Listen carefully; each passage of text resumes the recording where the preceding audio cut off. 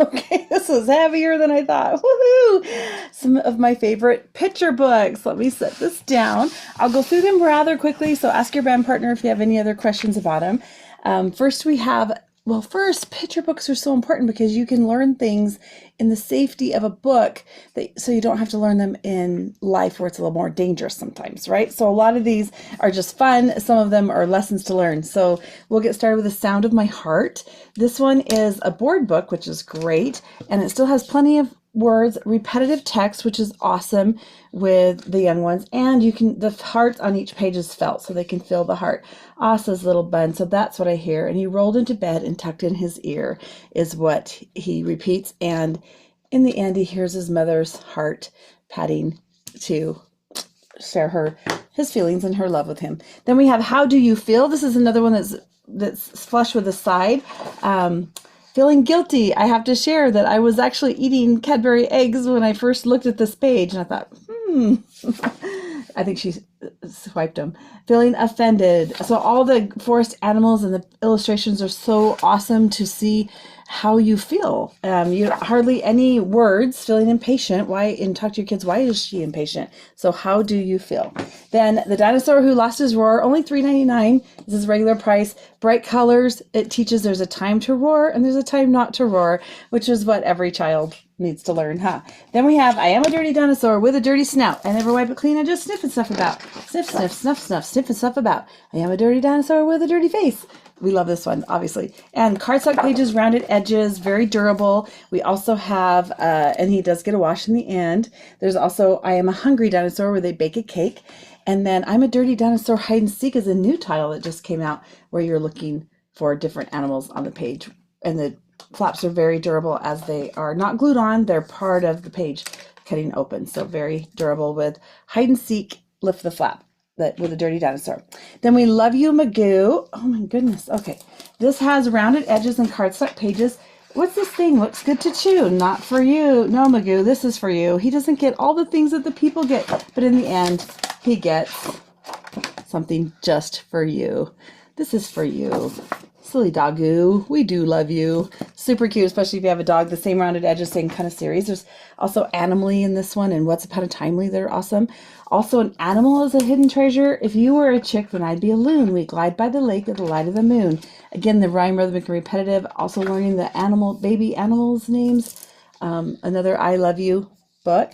And then Jessica's box. She is concerned about what she brings to school of what's in her box because she thinks that's why people like her. So one day she has nothing in her box and she discovers that they like her, not what's in her box. So that's a great one lesson too. Miss Molly's School of Confidence. I love the titles on the pages here that they'll be learning about. Negative thoughts, trying again when you don't make it, and lots of things to boost your confidence. This would be a great one to talk about with your children. And then Gobble Gobble Moo. The children, this is fun. The children can take turns making the animal sounds to drive Mr. McDougal's tractor. And it does have a page, it feels like it was right here, that opens up really wide. But I'm not going to find it because I didn't. Oh, there it is. This one opens up wide, and that one opens up wide as they drive the tractor. So that's kind of fun. And he looks out the window and says, and then he says, they all hide. And he says, let's do it again. Then Tale of Two Beasts. You hear the story from her side, then you hear the story from his side. So like she says, I took him for long walks to keep him healthy and fit. And on his side, she said, he made me walk forwards and backwards and forwards again for no reason whatsoever. Right there. Kind of what a child would say, right? But he escapes, and then he kind of misses that scarf she tied him up in because he's kind of cold, and she runs back. He runs back to retrieve it under the cover of darkness, and maybe he thinks that maybe, just maybe, she's not that terrible after all. I like to read that one to teenagers. When you meet that new friend and you think she's kind of crazy, but then she turns out to be your best friend. I Say Ooh, You Say Ah has 5 different things that you interact with. So when you see the color red, you pat your head. When you see an ant, you yell underpants. So you gotta be okay with underpants because the donkey puts underpants on his head. Donkeys don't wear underpants. Oh, and they're yelling underpants, underpants. Okay. You actually do. You do think donkeys wear underpants. When you see the color red, pat your head. When you see a cloud, yell your name out loud. There's 5 things that they have to do, so it's not too bad, but super funny as you interact back and forth with the book. Then Splash is a girl who is missing her arm, or half her arm right there, And she can't quite do everything that everyone else does, but she's determined to learn how to swim. And it is inspired by the Paralympic gold medalist Claire Cashmore. So that's a really fun one about not letting obstacles stop you. And then I have two, Barbara Throws a Wobbler and Red, Red, Red, that are pretty similar in that they give you techniques for calming down when you're upset. She gets a wobbler, that's her upsettedness, and she learns how to talk it down. And I love in the back here where you have different bad moods, a very helpful guide. I can name them.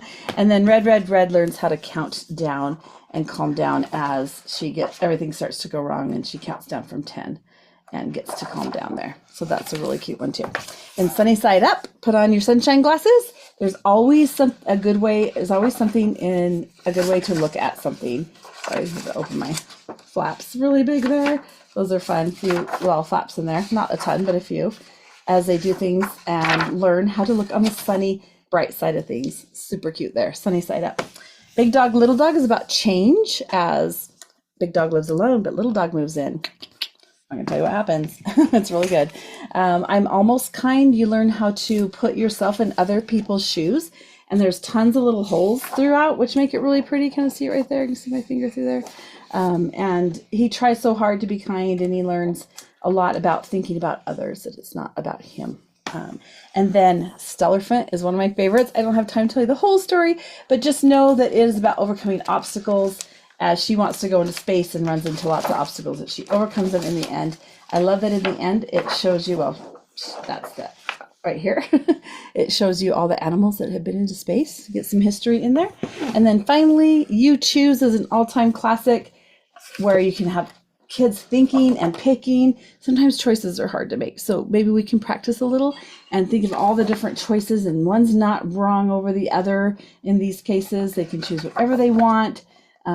Super fun to help your child make choices there. Okay, thank you. Wonderful picture books.